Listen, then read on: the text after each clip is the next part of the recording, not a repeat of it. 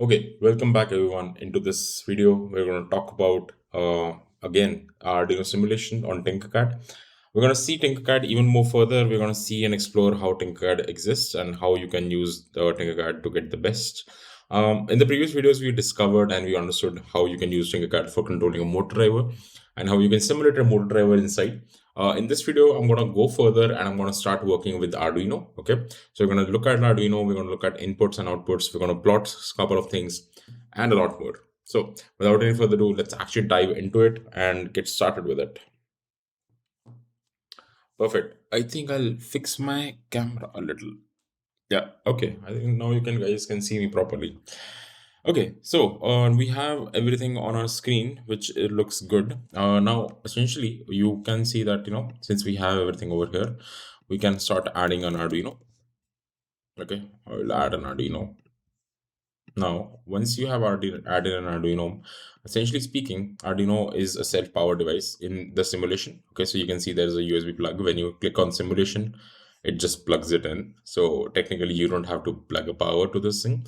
Which also tells us another thing that this is automatically going to get powered and going to give power outside once you plug this in or once this starts. Okay, so let's say hypothetically you connect a LED and that LED is connected to the Arduino. Okay, let's say I connect the cathode to ground GND and the anode to 3.3. We'll talk about all these things, don't worry. And when you start the simulation, it glows. I mean, it breaks essentially, but it glows. Okay. So that tells us that Arduino is a device that is going to give out power as well because it's getting powered. So we don't need a battery specifically for controlling small things. Okay. Of course, if you're using motors or anything like that, which is pretty big, then you need external power. But Arduino in itself doesn't need anything in specific. Now let's understand Arduino point by point and part by part, so it's easier for us to get started and understand things. First, we'll start with the power section. Okay, the power section over here, which tells us about the power grid, which is lying over here. Okay, what I'm going to do is I'm going to take a motor. Okay, like this one, and I'm going to take an LED like this one and put it over here. Now, if you see, we have an LED and motor, okay? And if you see, we have anode, cathode, again, negative, positive, okay? So cathode is negative in electronics, if you don't remember. And if you see over here on Arduino, we have GND, okay? GND and GND, okay? Both of these are negative. So cathode or negative is going to go over here. So let's start by connecting an LED over here, okay? So cathode goes to my GND, okay? Makes sense. And then we have the anode, which goes to the 3.3 volt. Okay, so makes sense. Now we have both of them, and now we take the motor, and now we connect the negative to this place, GND, and then we connect the positive to the 5 volts. Okay, now you can also color these wires, okay, which is pretty important. So you can color this one with red, color this one, which is going to this one as red as well, then color this one with black, color this one with black. I would recommend this thing as a very good practice, just to make sure that everything is perfect. And once it goes on, you can see the LED is obviously bursting out, but it's glowing, and the motor is also running as well. Okay, so we understood that we have a couple of things over here which says that okay, we have 3 volt, 5 volt, GND, and other things. Okay, and LED glows and the motor runs as well. Okay, right now I'm not going to talk about I or F because I think that's like a little like a little, what do you call, bigger for you guys and a little difficult one to understand. However, I'm going to talk about reset. Okay, now why do we have a reset button over here on the first place? The thing is, when you talk about Arduino, it's a programming device. Okay, it's going to allow you to do programming. So whenever you have a programming device, you need to reset because sometimes what happens is the program gets stuck. Okay, program gets stuck in some sort of part or loop. Now, when it gets stuck, the problem is that there is no way you can physically remove the power. So sometimes, obviously you can remove the power in some cases, but sometimes you don't really want to remove the power, plug it back in. Let's say you're making a robot, you don't want to, plug out the power and plug it back in.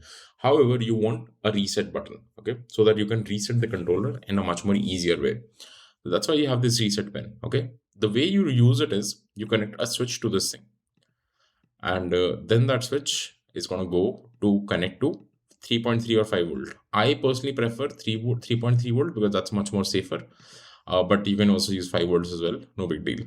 Okay, I'm going to turn this one into red so that's easier. And now when I start the simulation, okay, you can see everything is running. But when I press this button, essentially it gives a blip. Okay, it resets the program once again, and this reset is going to allow the controller to rethink and to restart its programming. Right now you're not programming anything on these things, but if you see there's a LED which is blinking. Okay, this small guy over here which is blinking. Okay, so if you see, we actually have a reset button over here as well, which resets this blinking. So if I keep on pressing this thing, it's gonna stop for a second, start blinking again. And if I press this button, it's gonna do the same thing. Okay. So what we understood is, like, on the power grid, we have a reset button, which is going to allow us to reset the controller in case you need it. Okay. It's very similar to, like, whenever you restart your phone, you need, like, just press the restart button and it restarts. It's the same like a restart button, but when it's running as well. Okay. Now, you have another mysterious pin which you might be thinking what exactly this thing is. It's known as V in. Okay. Now, a lot of people don't know about this, and a lot of people don't tell you about this as well, because this is a little complicated for a lot of people. But the reason why we have a V in port over here is to connect external batteries. Okay. Now, let's understand a couple of things before I actually jump into this thing. Since we are powering an Arduino using a USB port, any USB port in the world that you see, which is like this is a type B port, usually gives 5 volt as the power. Okay, which means Arduino is going to run at 5 volts. Okay, obviously there are going to be some step down functions where the voltage is going to get decreased. That is going to happen internally. But the main reason is that Arduino runs on 5 volts. Now, when you know that Arduino runs on 5 volts, it's very important for you to know that, if you give anything above 5 volts, it has to be stepped down and reduced to 5 volts first. Okay. Let's take this 9 volt battery. Okay. Now, let's say, hypothetically speaking, you want to control this Arduino using this 9 volt battery. How would you be able to do that? The way you can do that is with the help of this V in port. Okay. Now, this V in port can take up to 12 volts as the maximum. Above that, you need external electronics. We are not going to cover that off. But over here, what is going to happen is, let's say you want to control this 9 volts to turn this 5 volt Arduino on. Okay. The way you do that is just connect the positive to the V input, and basically fix the routes. That's very important. Like this. Okay. And then you have the negative, which is going to go over here and go to the GND, the ground port. I'm going to change this color to black so it's easy to understand. And now we have this. Okay. So essentially speaking, what we do is, and what we have is, we actually have a circuit which is now going to get powered from the 9 volt battery. And when you start simulating, okay, it's going to initialize. Okay, sometimes it takes a little bit of time. I'm going to press reset and refresh this once. Okay, and yeah, now let's reinitialize this. It says code has some errors. I don't think so, because I'm going to remove everything. Start execution. Okay. Now, essentially what happens is, you are powering the Arduino using the external power. Okay. Now, V in basically means that you're putting the power inside the Arduino. Okay. Now, you might be thinking why and when exactly this is helpful. Okay. Now, the reason or the time when this is helpful is when you're making a robot. Okay. In robotics, essentially, you use a very big power supply or a battery. Let me show you some of the batteries that I have. Okay. I actually had like a couple of them. One of the displays that I have from my work is this one. So if you see this display requires 12 volts. Okay, but there's a controller which requires 5 volt, which is inside this. The way we operate that and the way we work with that is with the help of the same sort of circuit. Okay, since Arduino has a regulator which is going to reduce the voltage for you, if you can actually see this over here as well, this regulator, this essentially is going to allow you to, reduce the voltage so that Arduino can use it. Okay. If you don't have this regulator, then it's going to be a very big problem. And when I say very big problem, it means that the Arduino can potentially get damaged and the extra electronics can also get damaged. Okay. So you need this V input all the time. Okay. All the time. If you don't have this V input, then it's going to be a very huge problem. So always, if you're using any external power which is under the range of 12 volt, connect it to the V input. Okay. And Arduino is going to take care of the rest of the things. Very helpful, very practical as well. Okay. Now you need to understand that V input is not just about this, it's also about having the possibility to do this feature. Okay. Because let's say you're making a very huge system and you want to power all the system just with one battery. How would you do that potentially? The way you do that is possibly if everything is taking care of themselves automatically, correct, right? So the way Arduino is taking care of it themselves, it's with the help of this V input. Okay, so now we're going to take into the account of analog in. Okay, so we have not really touched analog in so far, and I understand that a lot of you don't really know what analog is. So for that, we're going to see what analog circuits are and how does it look like. Analog, okay, versus digital. Okay, I'm just going to do a simple Google research to show you a diagram. Now this is a very practical diagram. I think this is much more better. Now when you talk about analog signals or digital signals, it's pretty much like the way a lot of things work. It's imagine like the light switch in your house. Okay, you either have an off state or an on state, and we're doing exactly the same thing in digital states as well. We have either an off state or an on state. However, in analog, you can change the light, colors, and intensity to a exponential content. Okay, extent. Essentially speaking, let's say you have a dimmer or like a volume knob to control how loud or how much is your lights are. Then you are basically controlling it using an analog pin. It's the same thing that happens with the ceiling fan. Okay, if you want to reduce the speed of the fan, you reduce the speed of the fan using the controller. And with the digital controller or the digital signals, you can either like turn them on or turn them off. Now this is very important in electronics as well, because fundamentally what happens is that you need to understand that all circuits are either going to be digital or going to be analog. Okay, that's why when you go back to Arduino, okay, you have both digital and analog. You have analog in and you have digital pins as well. Now digital pins can also behave as analog. We will talk about them, and they're known as PWM. So you see PWM, so every sign or every pin with this symbol, tilt symbol, is basically a PWM pin, which means it can also become an analog pin as well as an output. But you need to understand that analog in basically means you're going to send an analog signal into the Arduino. Okay, and which is extremely cool when you're making any sort of digital circuit.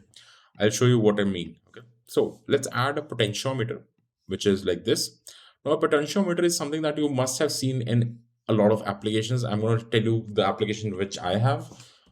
Marshall Stanmore.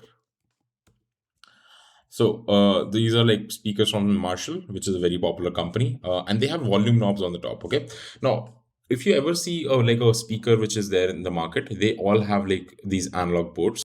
I have the same speaker, so I can give you a very direct example of this thing. What happens is a volume knob is essentially a potentiometer, okay, which can go increase or decrease, and this is known as a potentiometer. Now what I'm going to do is I'm going to take this potentiometer and I'm going to read the values of this potentiometer, and I'm going to print them values from this controller and tell how much are the values. Okay, the way I'm going to do that, or the way I'm going to start with, is we are going to first of all get rid of all of these things. Okay, it's like too much of electronics already on the plate, and I don't want to confuse you all with all these things. Okay, we don't need external power, we just need this. We are going to connect the center, the wiper, to the A0, which is like this. Then we are going to connect the GND or the ground. Then we are going to connect the 5 volt to the third pin. Okay, like this. Now you see what happens. It's a pretty straightforward circuit. I'm going to color the A0 as turquoise blue, ground as black, and the 5 volt as red. Okay. Now when I start the simulation, you can increase or decrease this thing, of course. but there's no code which is reading this value from the controller. Okay, we are not reading any values so far.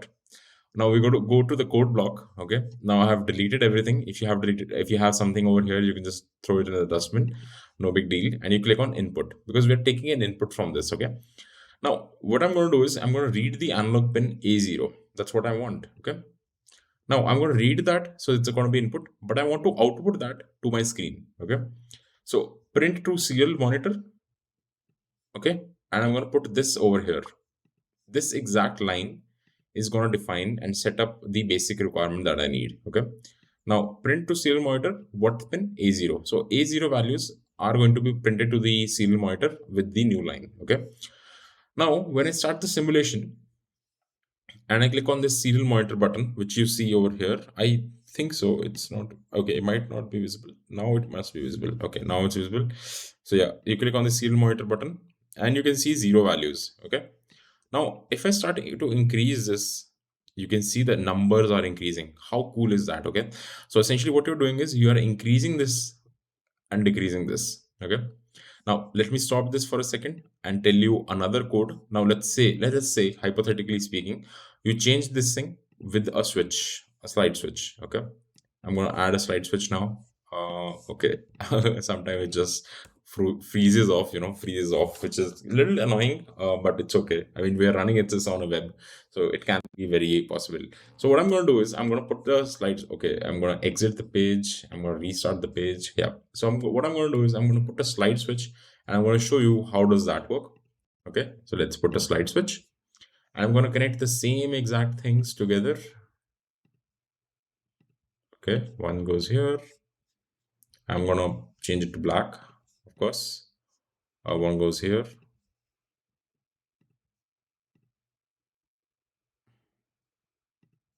Which is going to change to red. And one goes here, which is going to change to turquoise. Perfect. Now, when I start the code, and I'm going to put this in 0, start the code, go to the code button, and then we're going to see what exactly happens with the slide switch this time. Okay. It takes a little bit of time sometimes, I don't know. Yeah, I know it's working. Okay. I'm going to go to the serial monitor. You can see it says 0. But when I do this, you can see it's on the maximum value 1023. When I do this, it's going to go at 0. You see what happens. The reason why this happens is because a switch works in the digital state. If you remember the previous diagram that I was showing you, this one, we are either having an off state or we are having the maximum state. Okay. However, for this joystick, we can change this thing. Of course, it's disabled right now. But with this thing, you can increase or decrease this thing at different levels and print those values as well. Okay.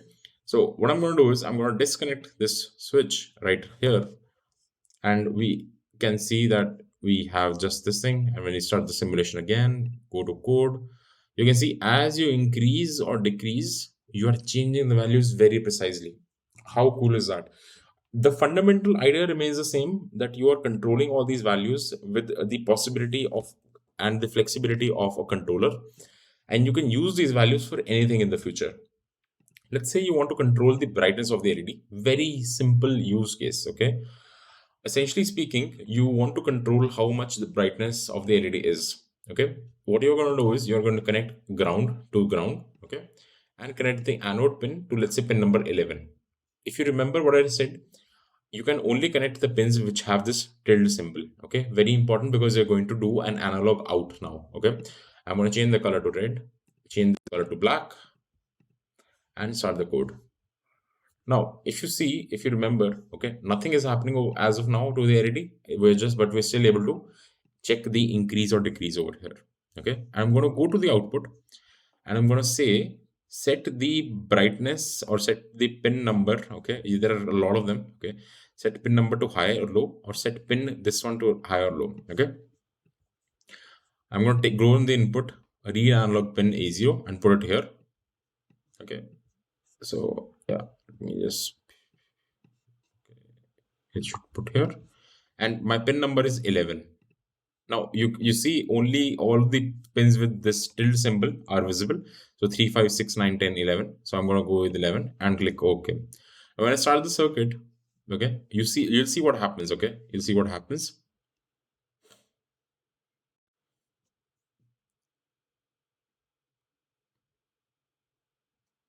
Okay, now you can see as we increase the brightness, we are able to increase it, and as we are decreasing the brightness, we are able to decrease it. Very simple, very helpful in a lot of circuits. Okay, let's say you're making a lights switch for your lights at home. You can use the exact same circuit, and it's going to work exponentially. It's going to help you out so much to control things digitally and then convert them back to analog. So what we're doing over here is we're taking the values from an analog controller, converting them to digital, processing them, and then converting them back to analog. Okay, it's a very loop based process. Okay, we're making a very looped circuit. Very helpful for any sort of electronic experimentation. Very helpful in terms of building any sort of electronic products as well. Okay, you usually use a controller, and the controller looks and works like this. Okay, now let's jump on to the next one and understand even more.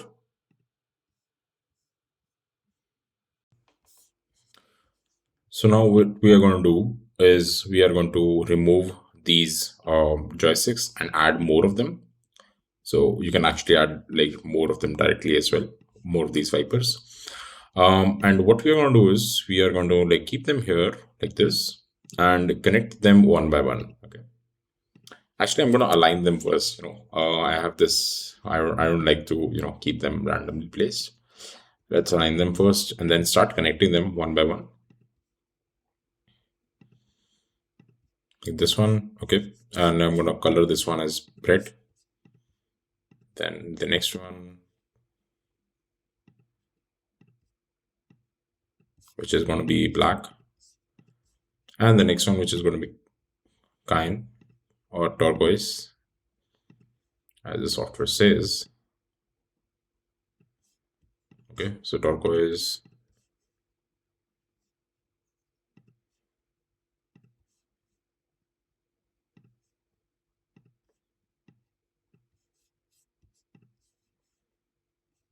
Okay, so now we have this. Now we want to also need to connect these.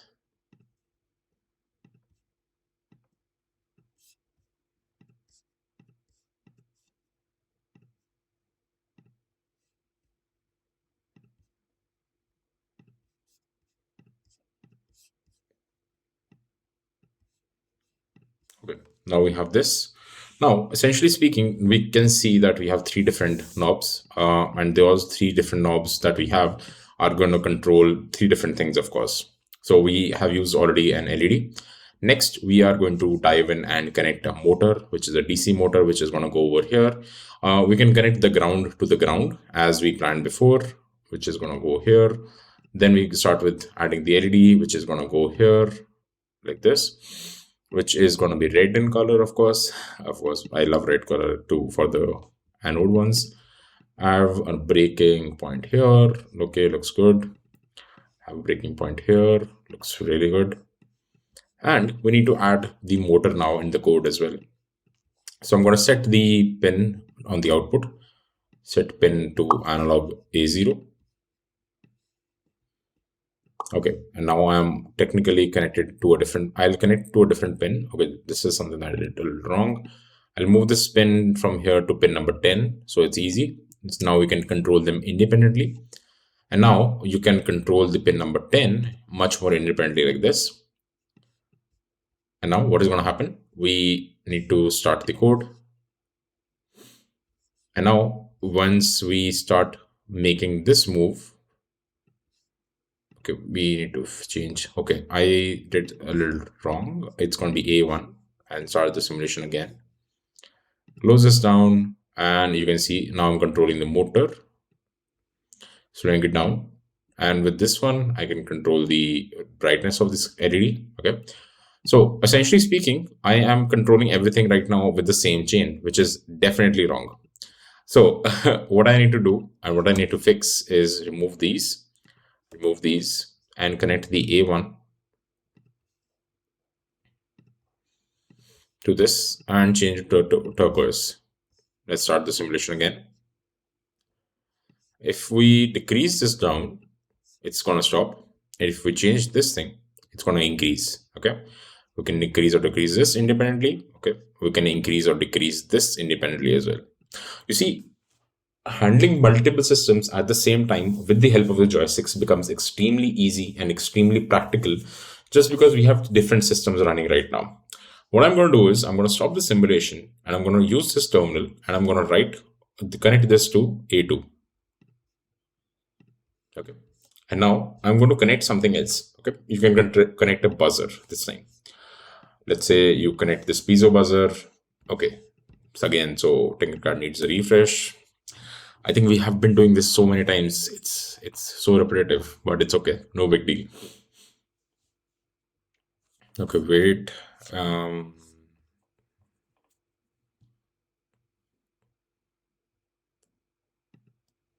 Refresh. Okay, let me duplicate this thing. Might work well. Yep, we have this here. Now I'm going to connect a buzzer this time. So a buzzer comes here. Again, as we do, we connect the positive to the pin number 9. And then we can connect the negative to the ground.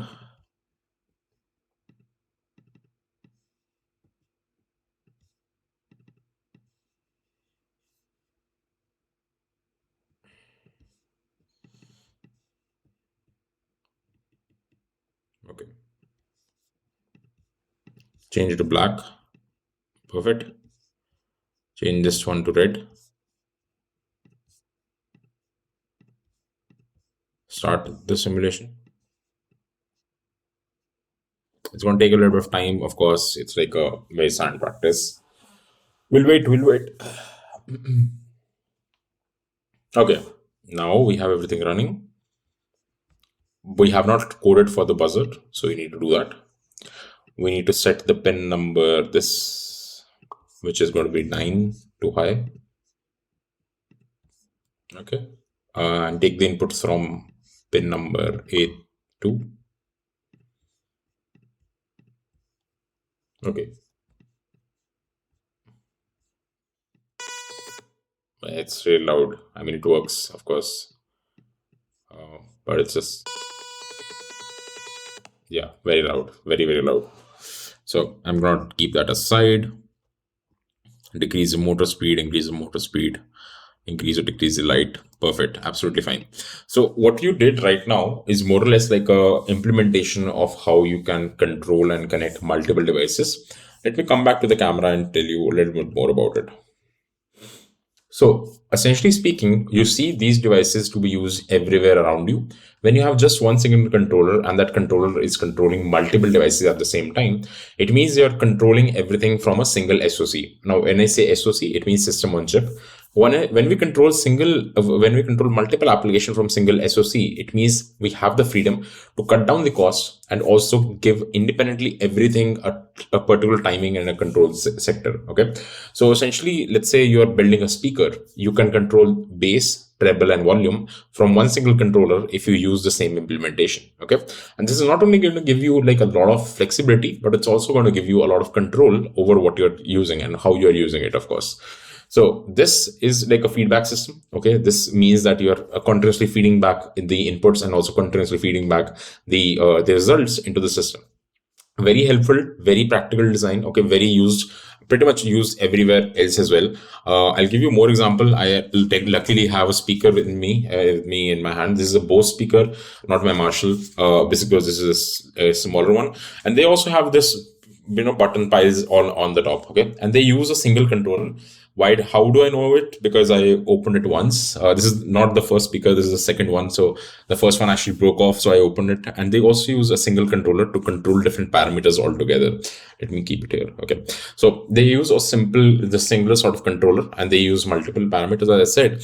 And when we talk about adding more and more applications and building more and more applications, you would see that, these things are becoming more and more common in all these application areas. Perfect. Now we are going to understand how you can, even use this sort of circuit to control RGB LEDs, okay, which means red, green, and blue. Now RGB LEDs are pretty prominent and pretty common in areas where you need to control different lighting, different conditions, different circuits, different solutions.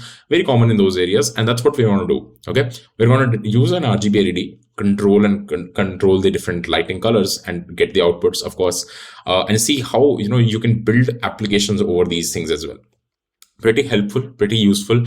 We're going to see how these essentially function, and these essentially, come together in a much more implementable way.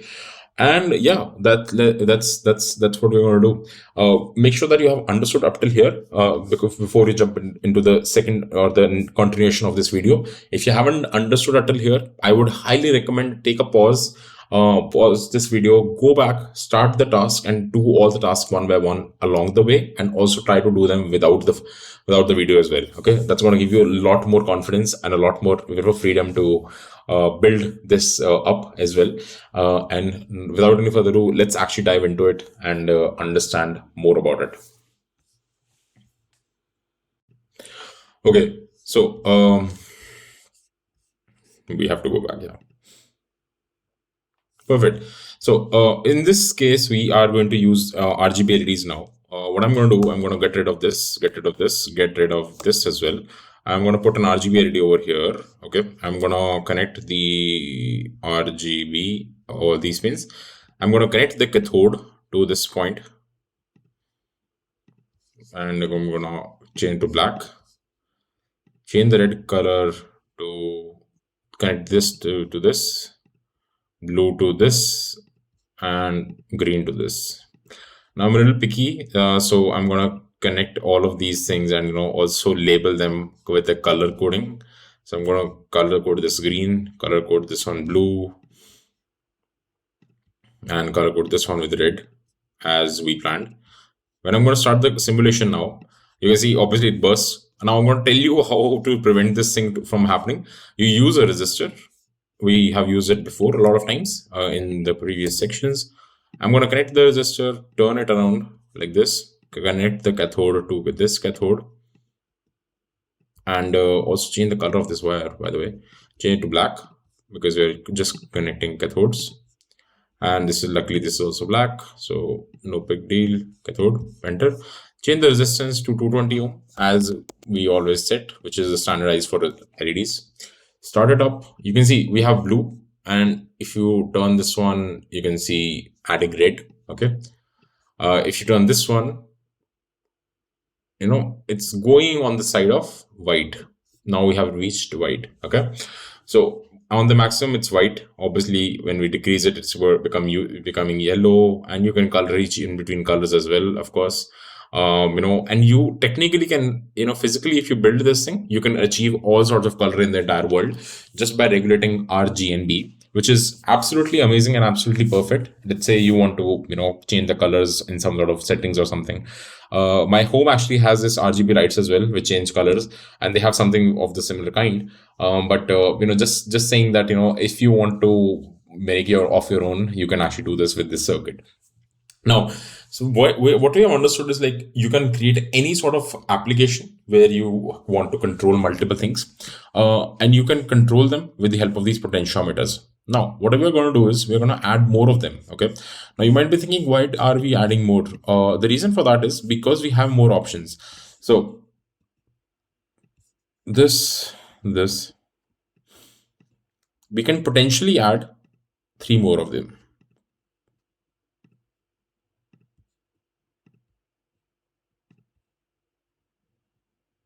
Okay, this goes here, this goes here. I'm going to convert this to red. Convert this to red over here. Okay, connect this to black.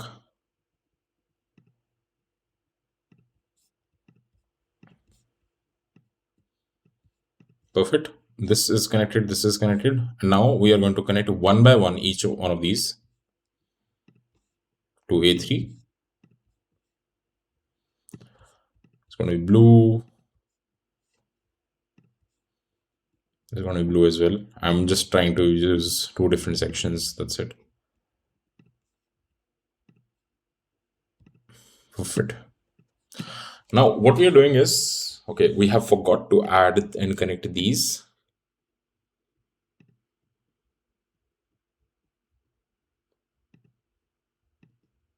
Okay. We're going to change the color to black.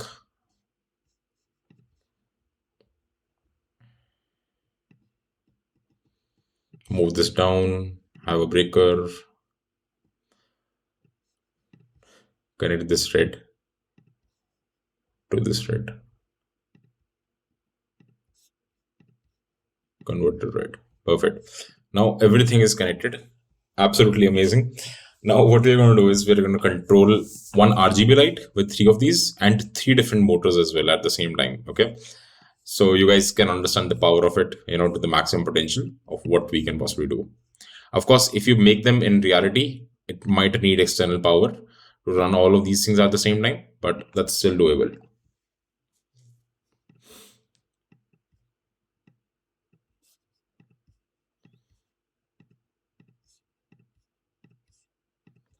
Okay.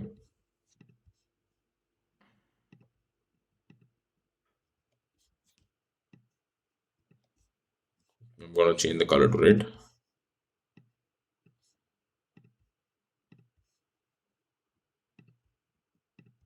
This color to, let's say, red only, I think.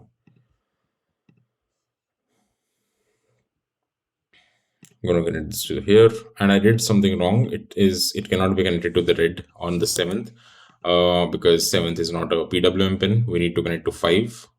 Then only we can control the motor. And now we need to just code it. It should be not that difficult. Let's go to our code section. Start adding the blocks.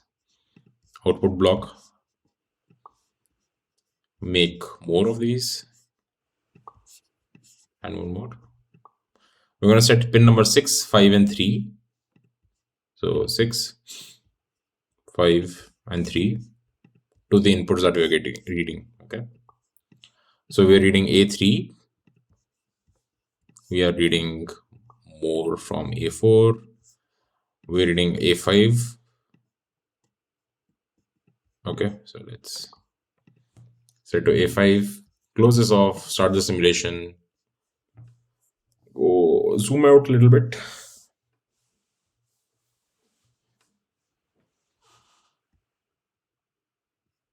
Okay, sometimes it's like an error when it's an overload of simulation. Okay, now it's absolutely fine. So we already concluded that we can control the lights colors. Now we are going to start by moving the motors. Okay, as you can see, everything is moving. It should not be like this. We might have made some mistake, of course. Let's see. So if I run this, all these are moving. Let's go on to the code and see our pins. A1, A0, A1, A2, A3, A4, A5. Okay, I think things seem to be okay on this end. Nothing seems to be like a problem. Let's see where we are going wrong. Okay, we are connecting all of these correctly. This is also correct. Let's put all of these onto a stop first. So the light should be off. And let's start moving this one.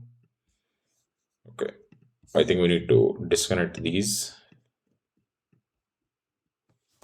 This one, can go away. Okay, my question is okay, I know what is the problem. The problem is right now we haven't closed the circuit. So the motors are talking to each other because there's no grounding. So it's very important that we check this now, and we need to connect this to a common ground, which is GND. Now they're not going to share the power. Okay. So technically, things like these could happen. Now when we start the circuit, we can see it's only one motor which is spinning. Okay, this is for the lights. Sorry, by the way. Yeah, this one is spinning. Okay, we can control the rest of them as well. The second one, and then we can control the third one. Okay, and when we turn this off, and when we turn this off, and also this one, everything is off. Perfect. Now, what we understood from this thing is that independent circuits like these can work very well with Arduino controller like these, and they can be controlled very well as well. Okay, you can see everything is running independently, and we're not really controlling anything in particular, altogether. Particularly, you can say that all of these things are designed and symmetrically planned in such a way that they are independent. Okay, of course. So you can control the light colors, you can also control any motor you want, okay, very independently. There's no restriction to which can go first, which can go second, and everything is running independently very smoothly as well. In this scenario, or on this case, I would suggest, since you have understood what exactly is happening over here, you are more or less taking into account of how these circuits are falling along, or taking into the account of different accountability and also different sort of scenarios. Okay, so you can potentially use them in controlling robot cars, robot systems, and more robot integration systems as well. But the main thing over here that you need to know is that all of these systems and all of these things are more or less controlled with the help of a single Arduino. Okay, again, very powerful. You can also go to the code section, also go into the serial monitor, and also read the values. I'm not reading every value, I'm only reading A0. So you can see A0 value, of course, but you can read every single value as well. That's the power of Arduino that you get. So that being said, I think you have understood this part. Let's move ahead and go on to the part where we start to implement these things on more complex systems, and we will start with that. Now, in this circuits, might have seen that we have a lot of wires which are hanging here and there. So one of the practices that you can fix that off is with the help of a breadboard. Now, when we talk about breadboard in general, you need to understand that breadboard is basically here to help us out with planning the circuit, also making things much more easier when we want to connect them. Okay, so breadboard is basically helpful when you are not sure about your PCB and you are in a very early stage. You can use a breadboard to connect different circuits together and also to connect different logical components together as well. Now we're going to move and understand how we can move all these motors from here and move it to the breadboard, and how we can make them enter much more better and efficient circuit as well. I'm going to have all of these motors aligned over here one by one. So 1, 2, and 3. And now I'm going to connect the ground of all the motors into this breadboard. Now the way it works is that you have this breadboard and you can connect all of these devices that you have or that you're working with in one combination. So in this case, I am connecting all the negatives together in this row. So all the negatives are going to align to this one combination. Now next, I know that I have this terminal which is going to go here, and this terminal which is going to go here, and this terminal which is going to go here. Okay. Now the thing is, in a breadboard, you can obviously connect this a little back to like this, to like this, to a little back as well, like here, and also this one to a little back here. And as you can see that all of these are connected internally. So if I have connected this over here, I can take a connection from here and connect to the breadboard or connect to the Arduino, which I have. So pin number 3 is going to assign over here. Pin number 4, or then, pin number 5 is going to get assigned over here. And then the next pin, which is going to go from here and go to pin number 6. Perfect. Now that we have understood how this works, we are going to try this as well. But before that, you need to understand that you need to connect this negative terminal to the negative of the battery or the negative of the Arduino. Okay, for that, I'm going to go over here, and connect it over here. Once this is done, once I start the circuit, you can see that the motors are rotating now. I can control these motors, of course, as before. But the good thing is now we can see the circuit in much more parallel. Why is this helpful? Let's say you want to know how much voltage are these motors taking. You can put a multimeter over here, connect the negative to the negative of the breadboard, connect the positive to the positive of the breadboard, and change the color, of course. Change this color as well. Change this color. Of course, I love making sure that we have all the colors correctly done. That's very important as well. And next, we are going to change this to black. Change this to black. Black. Perfect. Now we're going to add another one. another display, as we say. Connect the negative here, connect the positive here,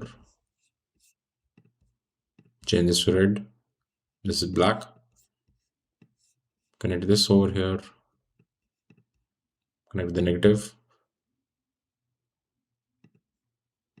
connect the positive,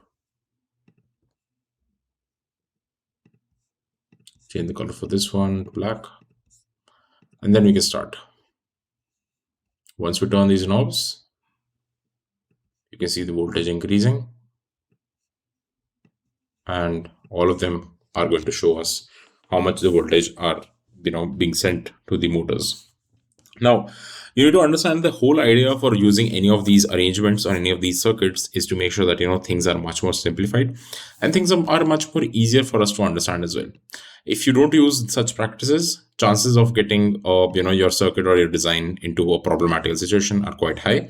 So it's not really recommended that you avoid these things. Rather, it would be recommended that you use all these inputs as a solid input for sure. Okay, now that we have understood how these wires and these connections are working, we also need to make sure that the rest of the combination or the rest of the circuits are also working as well.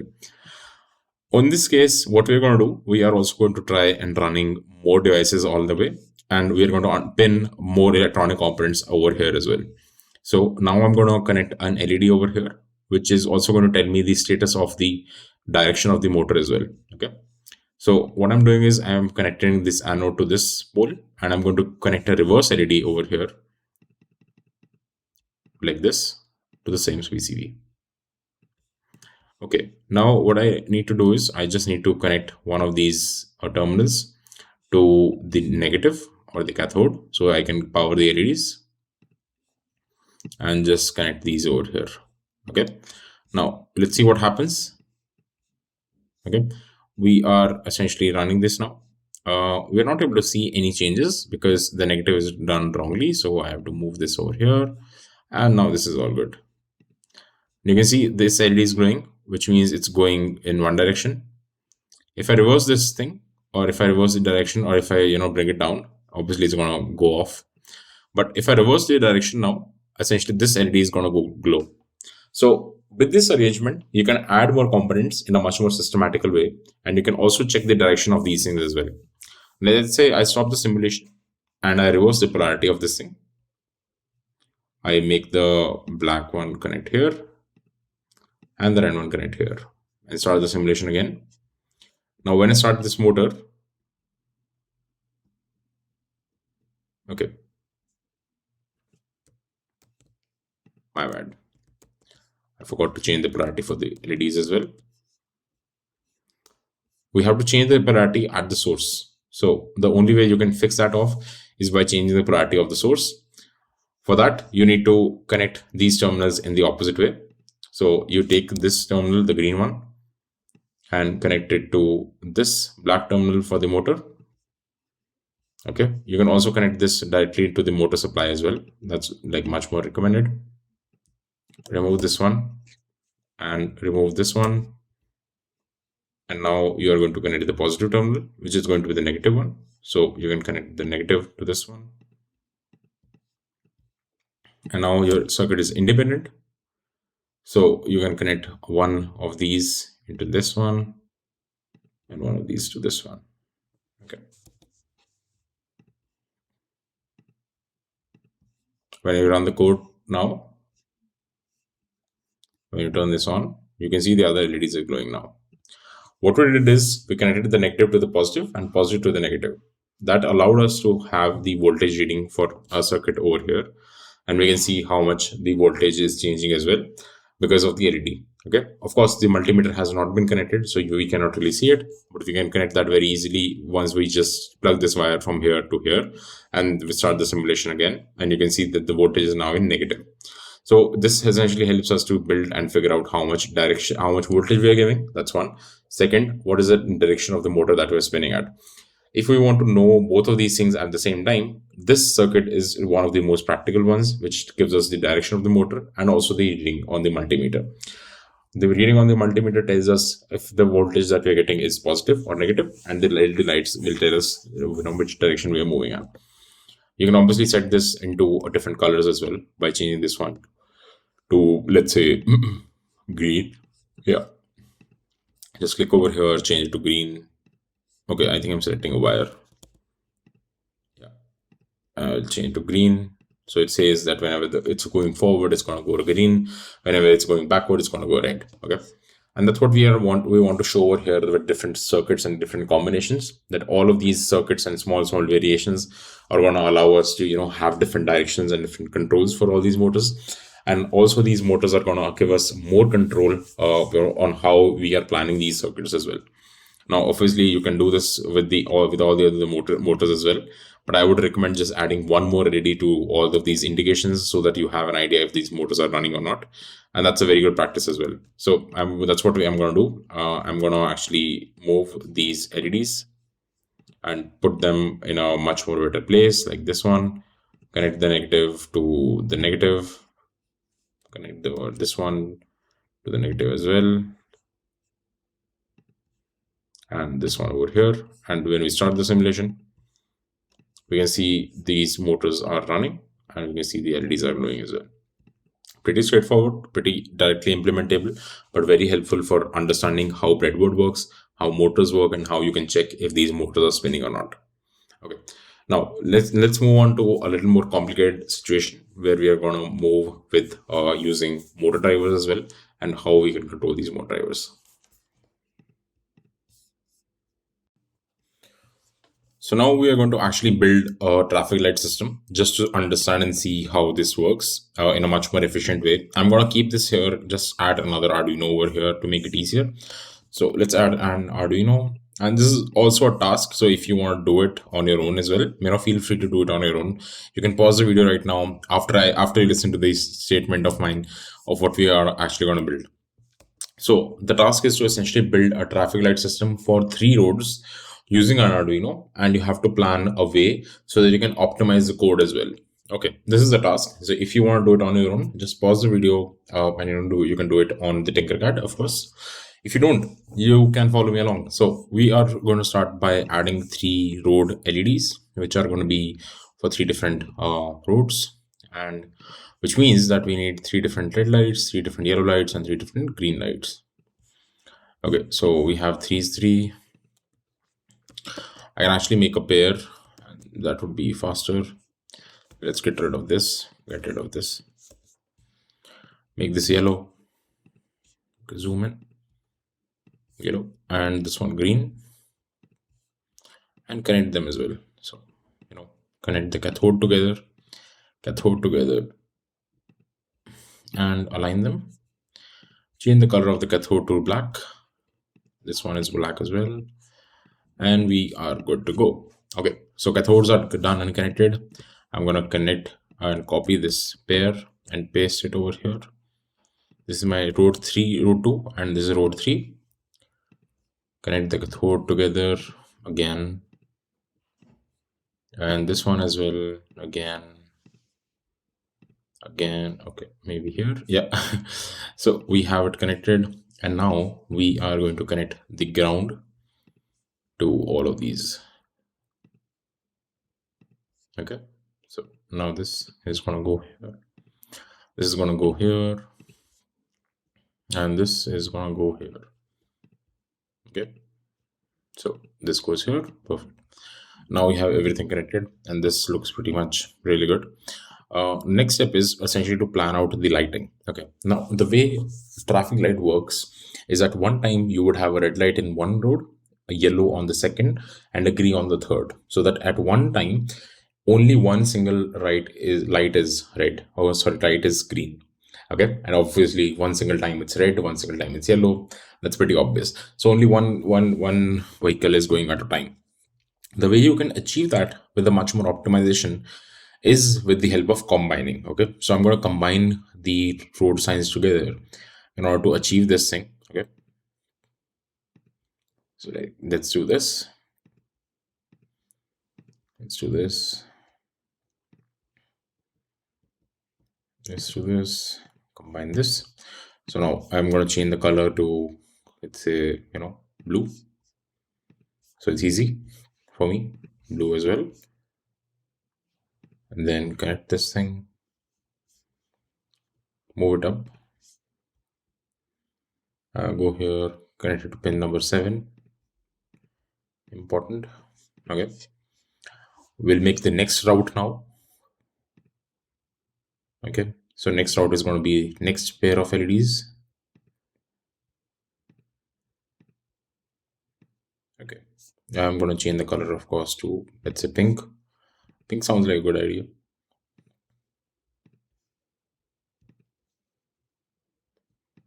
Okay. And then here we have pink. Makes sense. And next we are going to connect the red one.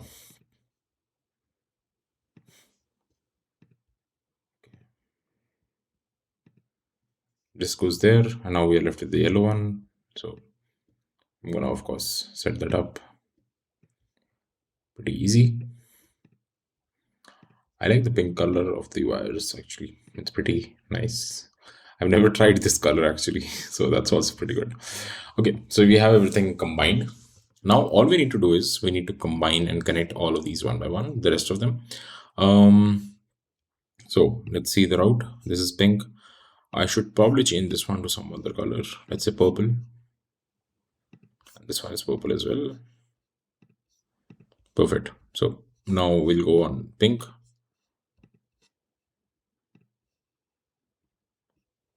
Connect to the pink to pin 5. And then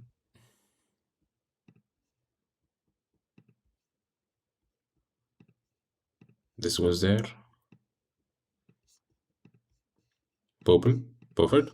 So we have all the combinations which are required. Now we're going to switch between all of them one by one. Let's get rid of all of this. Okay, we don't need this. We just need to connect. Set pin number 5 to high.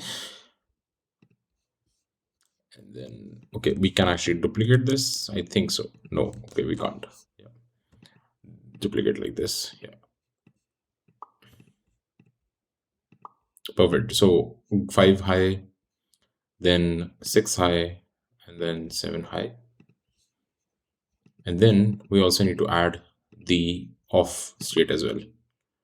Okay, so 5 high, 5 low, 6 high, 6 low. Okay, then 7 high, 7 low, 7 high, 7 low. Okay, let's see what happens when we run it. You see everything is glowing, and that's a very big problem. Okay, we don't want everything to glow all the time. Okay, the way we fix it is with the help of timers and delays. If you go to control block, you have a wait block. So next, now what's going to happen is it's going to wait for 1 second and then it's going to switch. In real life, we obviously have like more seconds, so I'm going to switch it to like 5 seconds. The next one is going to be 5 seconds. The last one is going to be 5 seconds as well. 5 seconds. So let's see. 1, 2, 3, 4, 5. Yeah. This second. Third. Okay. So you see the order is following along pretty well. We are actually going from green for the first one, then the yellow for the first one, then the red for the first one. And similarly, it's following along for every other LED combination as well. And if you remember why I told you to optimize the circuit, the reason why it's optimized is because everything is running, okay, and we have only used 3 ports. We have not used more ports than that, okay, and that's a very important thing, because when you see the fact that you might have to constrain the number of ports that you use, you might need to know how to optimize this thing pretty well, okay, and this is a very important knowledge or information that usually happens. So I would highly suggest knowing about this thing and knowing how to implement this as well. Very helpful as well, by the way. It helps you to reduce the number of wires to quite a lot extent, and you can obviously once you know how to optimize these wires and everything, you can achieve better results for sure. Perfect. So now we have understood how a simple traffic light system would work. Okay. Now you can extend this off and have more things added to this thing.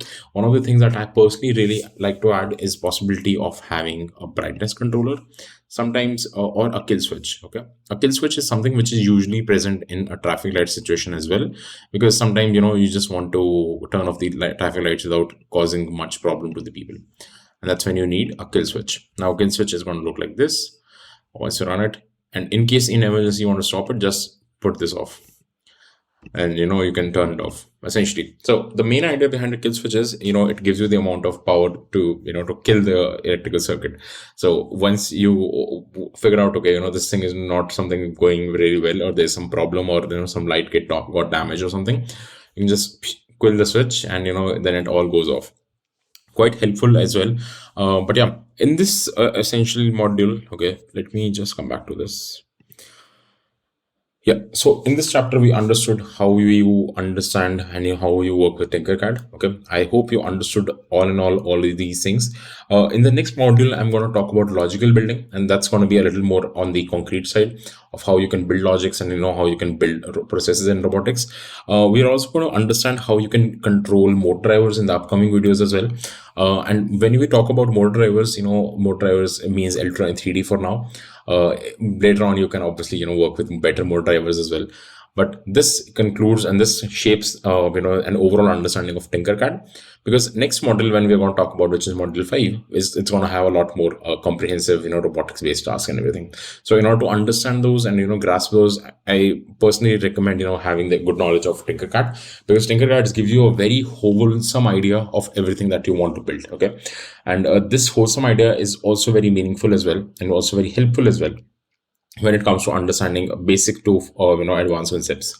So without any further ado, I would see you in the next one. I hope you're enjoying it so far. Peace.